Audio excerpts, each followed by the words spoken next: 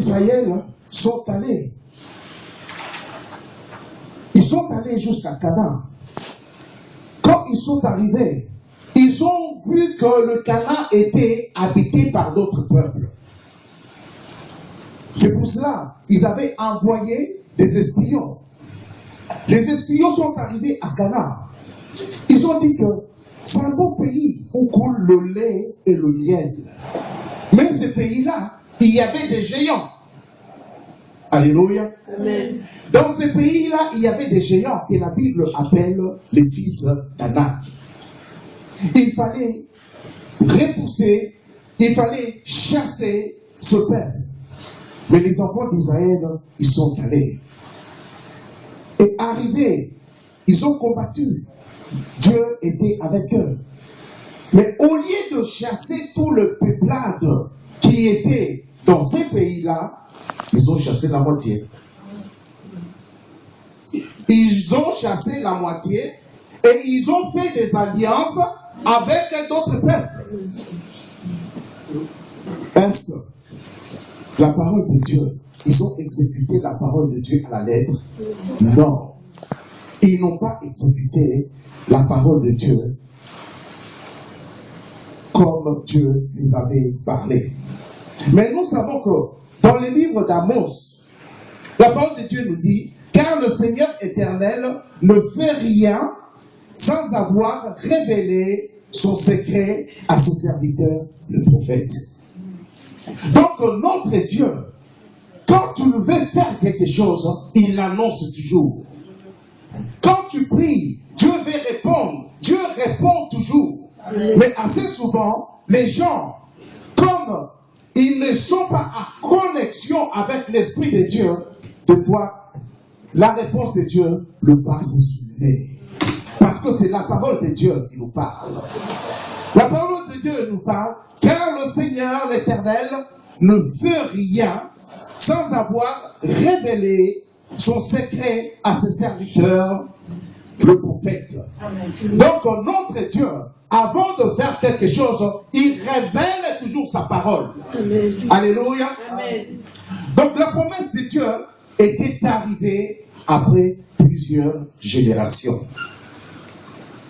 Vous savez, mes bien-aimés, pour bien vivre et adhérer complètement dans la promesse de Dieu, Dieu donne un ordre clair et précis à respecter. Amen. C'est pour ça, dans le livre des Nombres 33, au verset 50, 52 et 53, qu'est-ce que Dieu leur avait dit? Vous chasserez devant vous tous les habitants du pays. Il a dit tous les habitants. Il n'a pas dit que la moitié, ceux qui sont méchants ou ceux qui sont bons, il faut choisir. Il fallait chasser tous les habitants du pays de Canaan parce que c'est la parole de Dieu. Et pour bien vivre, il faut faire ce que Dieu nous demande. Mais si Dieu, tu as une promesse de Dieu, mais il y a des directives, et toi tu fais à moitié, est-ce que tu verras la main de Dieu? Non. Tu ne verras pas la main de Dieu. Dieu sera là. Mais du moment où tu n'accomplis pas la parole, tu n'accomplis pas toute la parole en entier, il y aura un problème dans ta vie. C'est pour ça que nous venons à l'église. Nous écoutons la parole de Dieu. Et Dieu nous parle. Mais il arrive de voir des gens, c'est comme si la Bible, comme elle est grande, il dit, ça je prends, ça me convient, oui, et ça me convient pas, je prends pas, oh, ça c'est un petit péché, ça c'est rien, ça c'est mignon, oh, je garde un peu à côté. Mon bien-aimé, si tu as cette attitude, tu ne verras pas la grandeur de la main de Dieu dans ta vie. Et après, tu diras, mais j'ai eu une promesse. Mais la promesse ne s'accomplit pas en entier. Non, ce n'est pas Dieu qui a un problème, c'est toi qui as un problème avec Dieu. Parce que la parole de Dieu est claire. La parole de Dieu est claire. Mais toi, tu choisis selon toi, selon tes convenances. Mais bien aimé, tu ne verras pas la main de Dieu en entier dans ta vie. Parce qu'il a dit, il faut chasser tous les habitants du pays. Vous prendrez possession du pays et vous y établirez, car je vous ai donné le pays pour qu'il soit votre propriété. Vous savez cette histoire, c'est dans l'Ancien Testament. Et aujourd'hui, tous ceux qui suivent les informations, vous voyez qu'en Israël aujourd'hui, il y a toujours, c'est un pays en guerre. C'est parce que dans l'Ancien Testament, ils n'avaient pas accepté la parole de Dieu en entier, ils avaient laissé des populations. C'est pour cela aujourd'hui en Israël, il y a toujours des problèmes. Le problème, tu peux, dans ton cœur, tu te dis que bon, je vais arranger les problèmes aujourd'hui.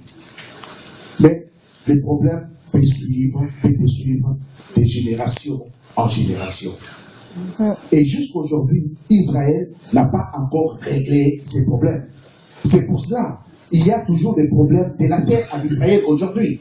C'est parce qu'ils n'avaient pas écouté la parole de Dieu et la promesse de Dieu qu'il avait faite à Abraham. S'ils avaient écouté cette parole à ce temps-là, quand ils arrivaient à Canaan, de chasser tous les peuplades qui étaient autour, je crois qu'aujourd'hui, Israël n'allait pas avoir ce problème. Parce que Dieu a demandé à Israël de se mettre à part.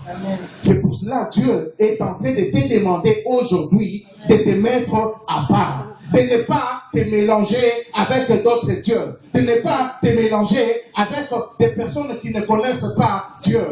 C'est pour cela que j'ai toujours dit, mes bien-aimés qui ne sont pas mariés, de faire attention. Tu te dis, ouais, mais je vais prendre même si c'est un païen, je vais les convertir, il viendra à l'église. Si ça se fait, merci Seigneur. Qui te dit que toi tu vas les convertir? Qui te dit que ce n'est pas lui qui va te convertir en païen? Nous connaissons l'histoire d'Akab et Jézabel. Akab connaissait la parole de Dieu. Mais il s'est mélangé avec une personne qui ne connaissait pas. Et il vivait comment? Il ne vivait pas comme un enfant de Dieu. Il avait oublié ce que Dieu lui avait donné et il s'est donné à une personne qui ne connaissait pas Dieu. C'est pour cela que je dis, on doit faire attention dans notre vie qui nous fréquentons. Alléluia. Amen. Et là, je ne veux pas dire qu'on ne doit pas fréquenter des païens. Mais ça, c'est dans une dimension spirituelle. On doit aller parler aux païens pour les convertir. Mais on ne doit pas aller sans prier, tu t'amènes comme ça, tu penses que tu vas convertir. Non, parce que le diable aussi a une mission. Le diable aussi a une mission de convertir les gens. Le diable aussi a une mission d'enlever les gens qui ont Christ à l'heure pour leur donner la mort. Alléluia. Amen. C'est la promesse que Dieu avait faite à Abraham, qu'on vient de lire dans le livre de Genèse 17. Amen. Donc, Dieu ne fait pas des choses par hasard, comme on venait de dire. Donc, Dieu connaît toutes choses, il annonce. La parole de Dieu était arrivée après plusieurs générations. Pour mieux vivre et adhérer complètement dans la promesse de Dieu, donc, il faut faire ce que Dieu nous demande. Quand nous lisons dans le livre de Josué 13, il nous montre que les enfants d'Israël n'ont pas observé à la lettre les recommandations de Dieu. Il y a eu d'autres peuples qui ont habité au milieu d'Israël jusqu'à ce jour. Alléluia. Nous allons aussi dans le chapitre 1 du livre de Juges. Dans tout le chapitre, il nous montre que les enfants d'Israël n'ont pas exécuté à la lettre ce que Dieu avait demandé. Les enfants d'Israël ont été infidèles à Dieu, influencés par d'autres dieux.